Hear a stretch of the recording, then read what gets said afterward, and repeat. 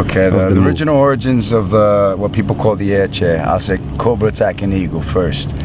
Okay, the original, of course, it's the chair freeze. Okay, it comes out of the chair freeze. I had a move out of the chair freeze that I call Captain Hook.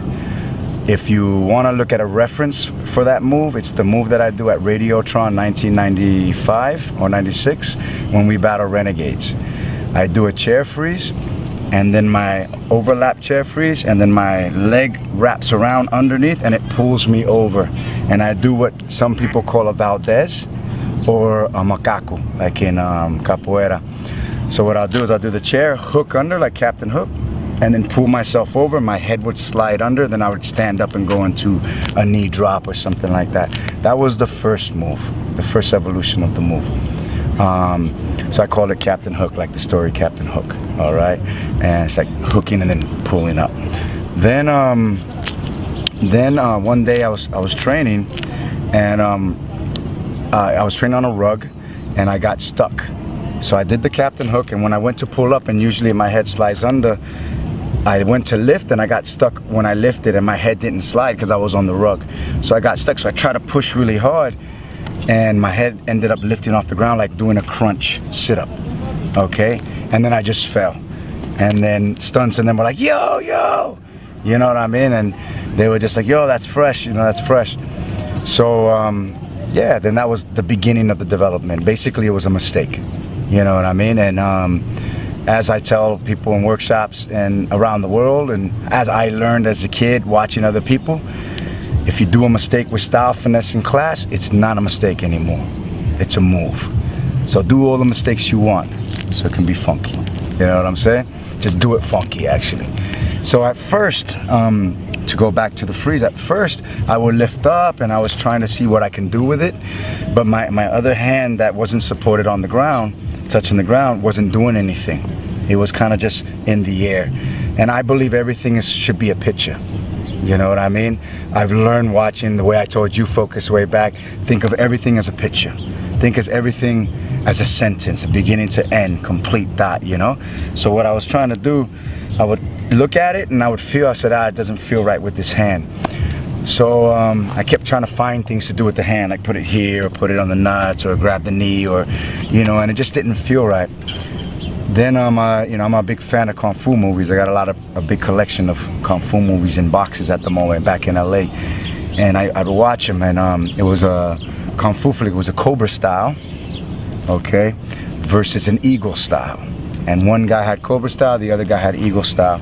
So the guy got knocked down by the Eagle's claw, and when he fell, the Eagle went to fly over him to claw him again, and the guy was on his back and he hopped off his back, like he popped up like hopping back spins, you know, but without the spin, just hopped up like that, and he attacked with the Cobra strike in the Eagle's chest as he was trying to jump. And I said, wow, that's so dope, you know. So I was practicing back rocks, go into a chair, Captain Hook, lift up, and if I'm close enough to the opponent standing looking down at me as I'm chairing, as I lift up, I would strike in the jugular.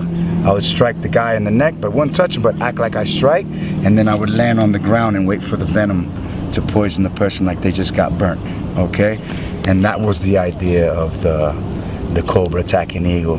Then I pulled it out in a jam called the Halloween Jam, and it was organized by Irvin Arana, you know, and from Ugly People Crew. And yeah, I did it there. The next thing you know, that was probably about 99, I think, 98, 99. Then another jam happened called the Clash 2000, and then I did it there again, and then that video went around the world, and then it got popular. The freeze started getting really popular. To build on about the Clash 2000, for those that don't know, in France, they call my move Clash. And the reason they call it Clash is because of that video, Clash 2000. Okay, they didn't know the name of the move, or they didn't say Po 1 or so-and-so wherever they saw it from. They didn't know what to call it, so they called it Clash. And they took the 2000 out. But the event was called Clash 2000, like Clash of the Titans. You know what I mean? And so they took it, and started calling it Clash without any respect to the history or who they bit it from or nothing. So basically, it's kind of like, it kind of makes me laugh because now there's b-boys with names like King Clash, Little Clash. And to be honest, you guys, that does not make any sense because there's no such thing as a clash. You know what I mean? That's no disrespect, but that's just being real. There's no such thing. Later on through the years, like in B-Boy Summit 2000, Bebe brought out a version from Ground Zero. He wouldn't lift up in the air chair. He would just lean on and then grab his foot. Then he created a spinning one called the Sprinkler. Then he created the hopping ones, you know, so he advanced the moves, and then kids started calling it air chair because it comes from a chair position. So yeah, the move kept evolutionizing. So for me, it's okay if you use a move as foundation to create something else, because a foundation builds something else and something else and something else. But always try to keep, I believe, to try to keep the history intact. You know what I mean? I think it's very important. If you know you got the move from somebody, build with that person. Talk with that person of how they created it. Know the history of that. Kind of like what Flomo is doing right now.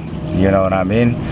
You know, Focus and AT, they taking an interview, doing an interview because they want people to know about the history of this move, because they feel that it's gotten out of hand and people have forgotten. You know, and that's an honor actually that you guys think that way and you're hungry for that knowledge and stuff. So that makes me realize that there's still beautiful people in this world that really care about the culture, and it's architects and it's people that help continue the life of this span. Like, we don't have any books, you know, really we don't have a lot of books that speak of the history because there's so much arguing and all this pride and bitterness, you know.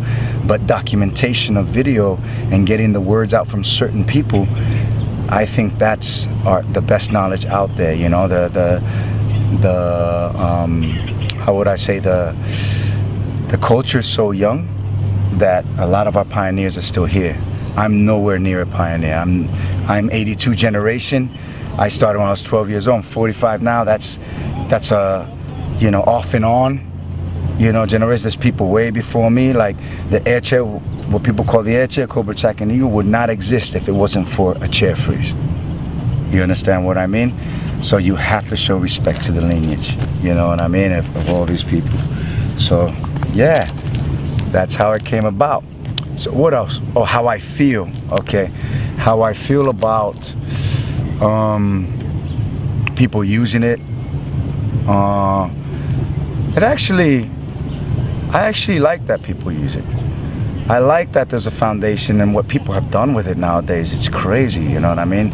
Dropping from 90 to one with their hand still on their waist, spinning, and then dropping down and head gliding. All that stuff to me is like, okay, that's some fresh combinations that they're using it as steps to do something else, you know what I mean? But I will rebuild that.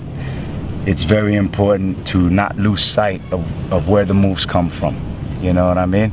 I know legs brought the continuous backspin, you know what I mean? The first head spin, the chair, you know, Spy, Shorty Rock with the 6-step, you know what I mean? It's like listening to some of my teachers, you know, you listening to the older guys, listening to Track 2, listening to Icy Ice, listening to Abby, you know, Fable, Wiggles, Little Lep, shit, the list goes on, Ness, so many people that I listen to talk. Even the youngsters, I watch how their transitions on, I learn from them, and I see how they break things down and they remind me of things. So it's like, all that for me is important, you guys, like, to remember where it comes from, you know what I'm saying? Just remember where it comes from, you guys. I don't mind if you use it, but I'll tell you this much. I would never battle, if I ever battled legs, I would never do the continuous backspin against legs. Bottom line, not against the creator. I would show him what I've built from it, how I've used it as transitions and stuff, but the exact move, I would never use it. I have guys that go against me with my own moves, then I do it, and they call me a biter because they don't even know that it was my move. You know what I mean? So it's kind of like I look at them like, oh, really? Okay, cool. You know, so for me, it sounds, I mean, it looks very bitter and it looks arrogant on people that don't really know what they're doing and they're just taking from people. And how are you going to call somebody a biter if you know damn well where you got it from? You probably got it from somebody else. Even if you don't know it's from me, you got it from somebody else that's doing it. So how can you be calling me a biter if you're doing it? You know what I'm saying? It's like, come on, yo. It doesn't make sense. So be real with the situation, you guys. You know what I mean? Learn everything you can. You know, respect the architects. All right? Yeah. Peace, you guys. Thank you, huh? Thanks, man.